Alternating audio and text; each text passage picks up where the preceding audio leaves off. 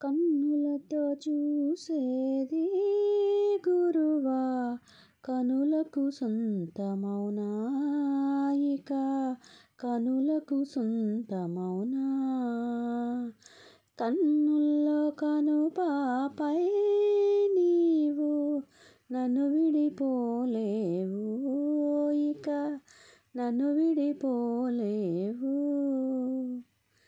Hey guys, ఈ పాట దేనిలోదో అందరికీ తెలుసు అనుకుంటా. Jeans cinema, Aishwarya Rai cinema. ఈ సినిమాలోని పాటలన్నీ హిట్టే, సూపర్ అంటే సూపర్ హిట్. ఐశ్వర్య రాయ్ ఆ సినిమాలో ఎలా ఉందో మొదటిసారి అయితే నాకు అంతగా అనిపించలేదు యాక్షన్ అదంతా, బట్ పాటలు మాత్రం అదిరిపోయాయి.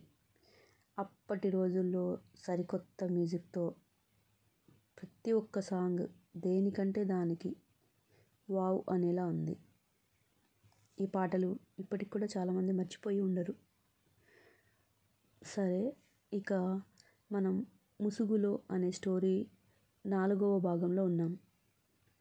4వ భాగంలోని 4వ ఎపిసోడ్కి వచ్చేసాం. అందరూ వినడానికి సిద్ధమని అనుకుంటున్నాను.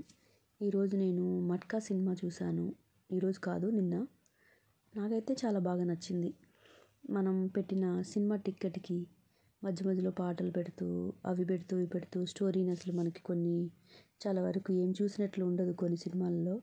కానీ ఈ సినిమా డైరెక్టర్ ఏం చెప్పాలనుకుంటున్నాడో అది మనకి క్లియర్గా చూపించాడని అనుకుంటున్నాను నేనైతే.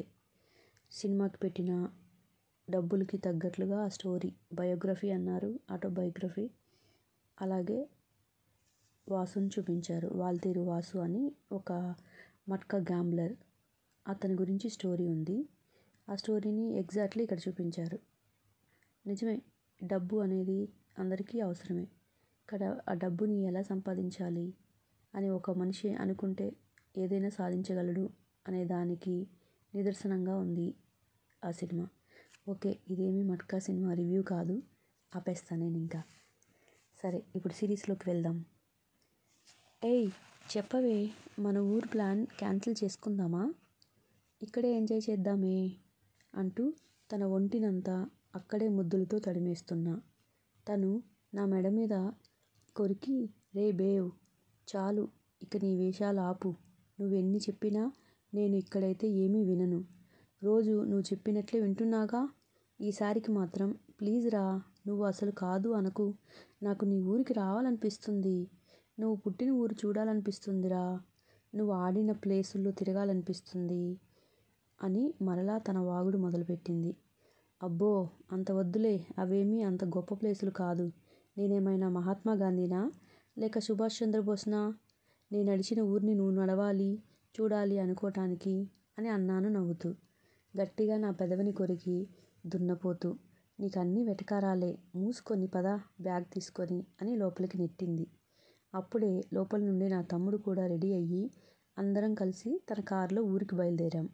మాతో పాటు 2 క్లోజ్ ఫ్రెండ్స్ కూడా జాయిన్ అయ్యారు. హే, నేను నీకు ఒకటి షేర్ చేసుకోవాలి అని అన్నాను.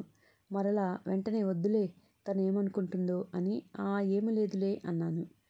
ఆ నోటి నుండి ఒక్కసారి మాట బయటికి వచ్చిందంటే ఇక తను ఊరుకుంటుందా? అది చెప్పేదాకా పట్టు వదలదు రాక్షసి. ఆహా, చెప్పాల్సిందే, నేనేమీ అనుకోనురా. ఇంత నీ దగ్గరైనా కూడా ఇంకా నువ్వు ఫీల్ అవుతున్నావా నేనేదైనా అనుకుంటాను అని అంది. అలా ఏమీ లేదులేవే, అసలు అది ఇంపార్టెంటే కాదు అన్నాను. అయినా పర్లేదు చెప్పు అని చెప్పింది. నువ్వేమనుకుంటావో అని అనుకుంటున్నాను అన్నాను. నేనేమనుకుంటాను చెప్పు. నిన్నైతే ఇప్పటికీ నెగిటివ్గా అస్సలు అనుకోను. ఒకవేళ ఏదైనా తప్పు చేసినా ఆ తప్పు ఏదో ఒక అవసరానికి చేసి ఉంటావు అనుకుంటాను తప్ప అంది. ఏమీ లేదు, నా తమ్ముడికి ఆల్రెడీ పెళ్ళయింది. తను ఒక అమ్మాయిని లవ్ చేసి పెళ్లి చేసుకున్నాడు అని చెప్పాను. అవునా, మంచిదే కదా, దీనికి నువ్వు ఇంతగా ఫీల్ అవుతూ ఉండటం ఎందుకు అంది. నువ్వేం అనుకోవటం లేదా నా తమ్ముడికి నాకంటే ముందు పెళ్ళైనందుకు అని అడిగాను. దానిలో ఏముందిరా అనుకోవటానికి, నీకు పెళ్ళి మీద ఇంట్రెస్ట్ లేదు, వాడికి ఉంది, వాడు ముందు చేసేసుకున్నాడు అంతే కదా అంది. నాకు చాలా అంటే చాలా హ్యాపీ అనిపించింది ఇంత టేక్ ఇట్ ఈజీగా ఈ విషయాన్ని తీసుకుంటున్నందుకు. ఇంకా తనేమైనా ఫీల్ అవుతుందేమో అనుకున్నా. బట్ చెప్పా కదా అన్నిటికీ తను పాజిటివ్ వేలోనే ఆలోచిస్తుంది అని.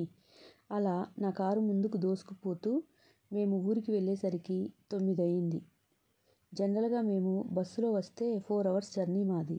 బట్ తన కారు డ్రైవింగ్ చాలా పర్ఫెక్ట్గా చేసింది కాబట్టి మేము టయానికి రీచ్ అయ్యాము.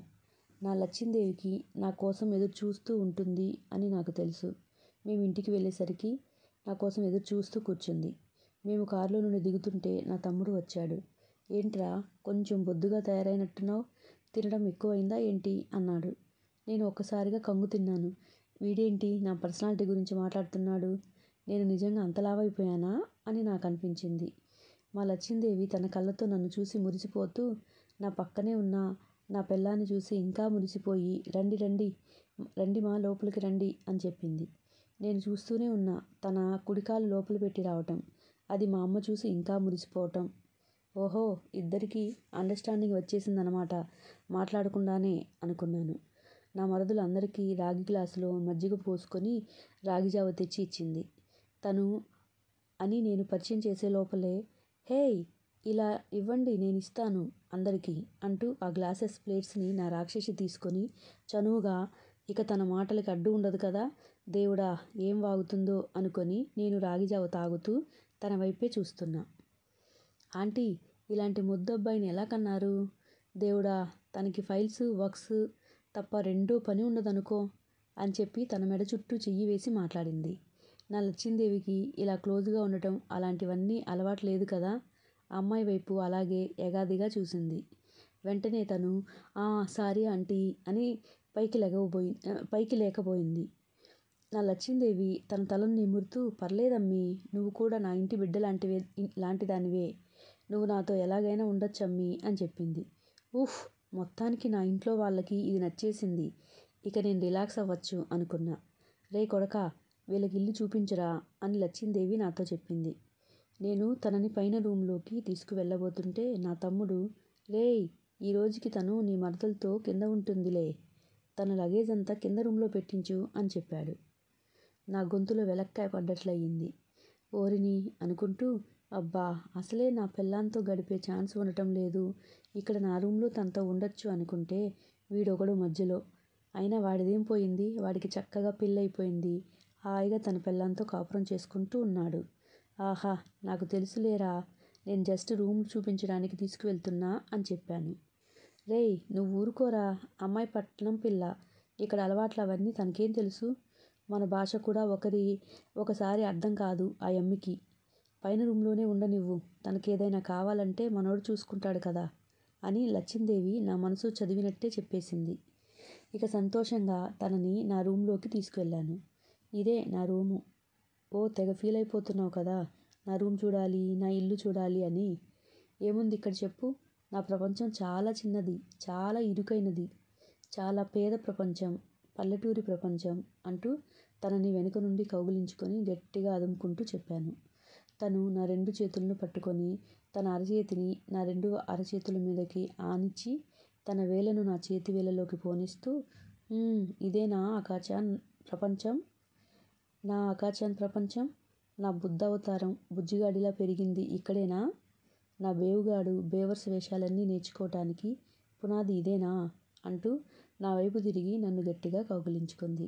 నాకు మత్తెక్కిపోతుంది. తనని ఎన్నిసార్లు కౌగిలించుకున్నా ఆ కౌగిలి వెన్నలా కరిగిపోతుంది. నా కుడి చేతిని తన జుట్టులోకి పోనిస్తూ గట్టిగా పట్టుకొని మరొక చేతితో తన నడుము చుట్టూ ఆ చిట్టి నడుము నిమురుతూ నాకు దగ్గరగా గట్టిగా అదుముకున్నాను. తన పెదవులకు మాట్లాడనీయకుండా నా పెదవులు పనిచెప్పాయి. అలా మేమిద్దరం మైమరిచిపోతుంటే, అరే పెద్దోడా బేగిన్రా అని అంతలో కింద వాళ్ళు పిలవటంతోటి కిందకి వచ్చేసాం. అందరూ మధ్యాహ్నం భోజనం చేసి అలా కూర్చున్నాం. అమ్మ ఇంట్లో వాళ్ళందరూ, అరే మీరు కొంచెం సేపు పడుకోండిరా, పయనం చేసి వచ్చి ఒళ్ళంతా అలసిపోయి ఉంటుంది అని చెప్పి పొలంకి వెళ్ళారు. ఎలా ఉంది ఈ కథ? ఈ ఎపిసోడ్ మీకు నచ్చిందని అనుకుంటున్నాను. మొత్తానికి అమ్మాయి పంతం పట్టి వాళ్ళ ఊరికైతే వచ్చేసింది. ఇక చూడాలి ఆ ఊర్లో సౌకర్యాలు ఏమి ఉండవు కదా, అమ్మాయి అడ్జస్ట్ అవుతుందా లేదంటే విసుక్కుంటుందా? గెస్ చేయండి. గెస్ చేస్తే కామెంట్ చేయండి. నచ్చితే లైక్ చేసి షేర్ చేయండి. సబ్స్క్రైబ్ చేసుకోకపోతే ప్లీజ్ దయచేసి సబ్స్క్రైబ్ చేసుకోండి. Okay okay guys, next episode కోసం ఎదురు చూస్తూ ఉంటారు అనుకుంటున్నాను. బాయ్. అనుశ్రీ మెండు.